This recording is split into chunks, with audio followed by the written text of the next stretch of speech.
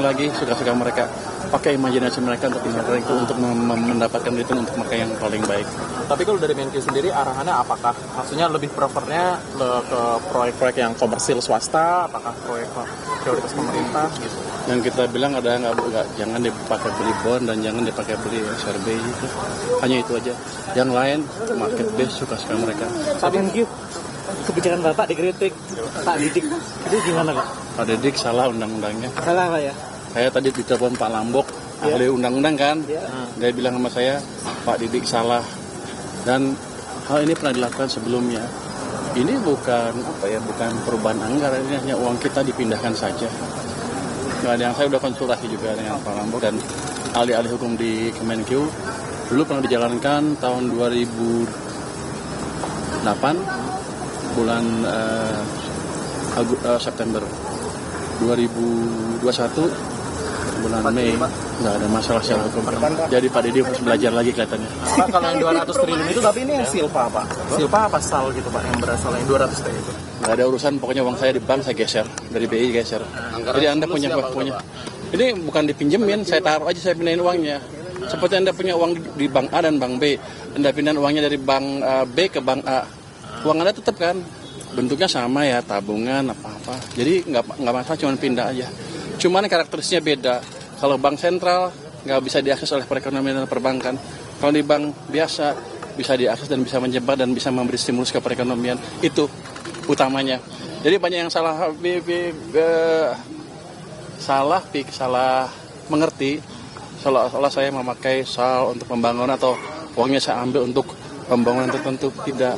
Saya hanya memaksa perbankan berpikir secara profesional. Jadi saya memaksa market mekanisme berjalan dengan memberi uang tambahan ke mereka. Jangan santai-santai aja jadi naruh uang di bank sentral, di obligasi, nggak ngapa-ngapain, enak banget. Jadi sekarang mereka mesti berpikir sesuai dengan fungsi mereka, yang fungsi untuk apa perbankan dibuat.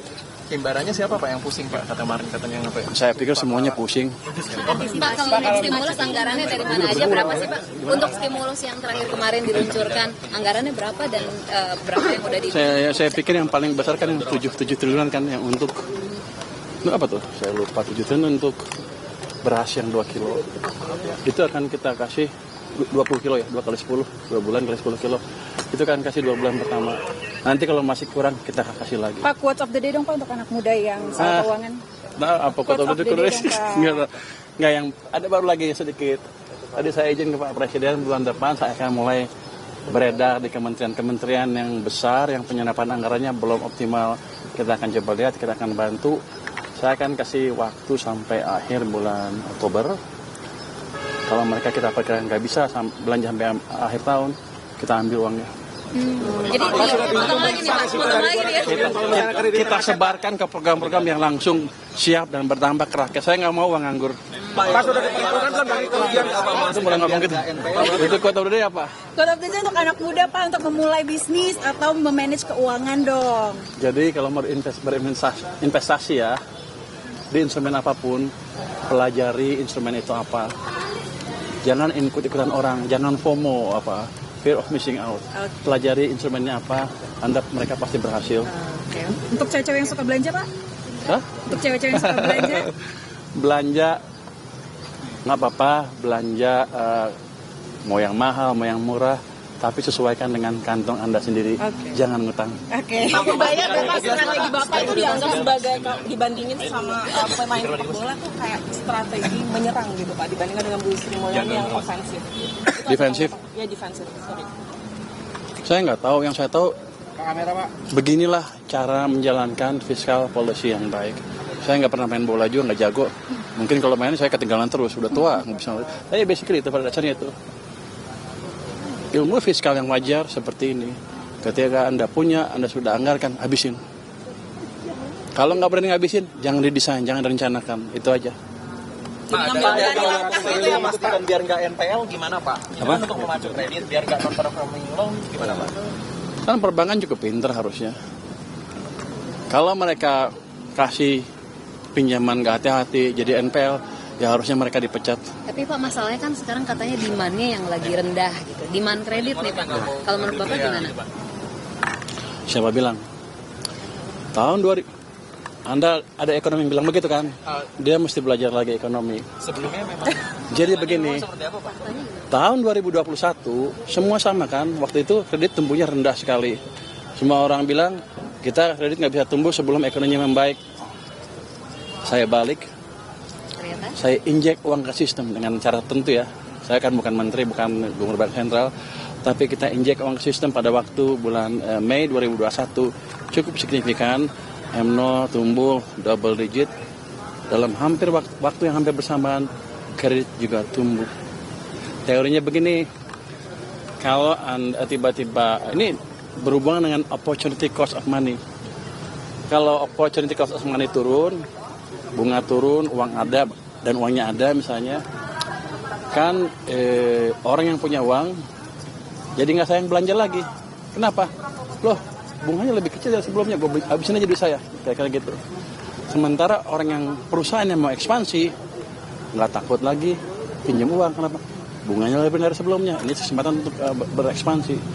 Teorinya seperti di belakang layar, tapi empirisnya sudah kita perlihatkan di tahun 2021. Pada waktu itu kalau Anda rapat ke SSK, mereka akan bilang ekonomi nggak bisa, kredit nggak bisa bagus karena ekonominya belum tumbuh. Saya bilang enak amat kerjanya kalau gitu. Regulator ngapain? Jadi kita balik waktu itu dan berhasil. Itu bukti yang nyata. Jadi untuk saya sih terlalu dini untuk merubah undang-undang P2SK. Tapi kalau emang ada nanti masukan, kita lihat bisa perlu dirubah apa enggak. Saya akan pelajari masukan yang masuk yang sampai ke saya.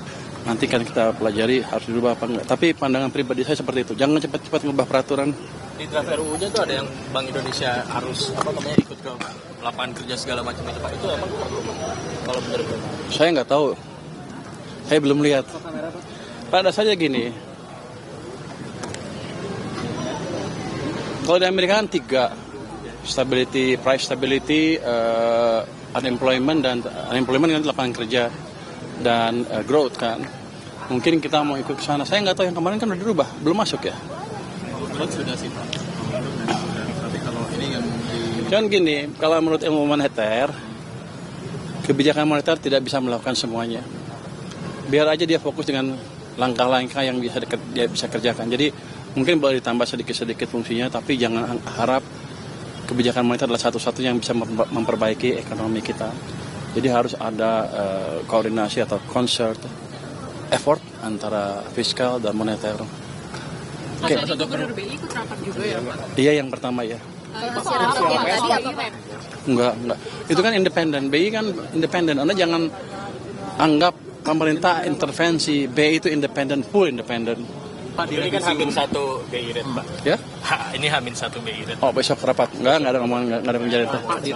Pak, di revisi UU PPSK ada terkait ini Pak. 23 September Pak, kursi LPS terancam kosong itu Enggak, dalam waktu singkat akan diisi. siapa Pak? Enggak tahu. Pas.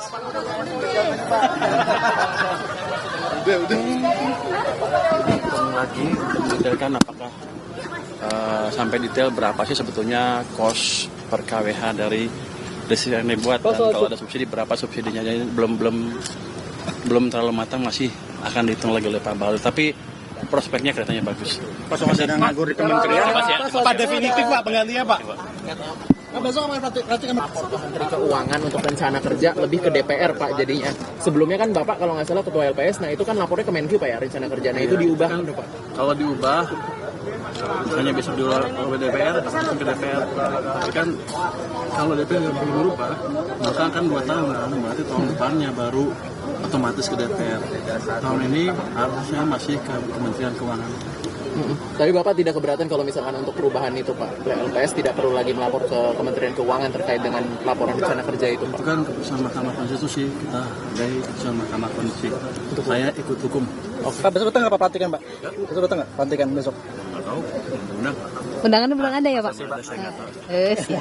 Makasih ya Pak. Terima kasih Pak Burdaya. Hati-hati Pak.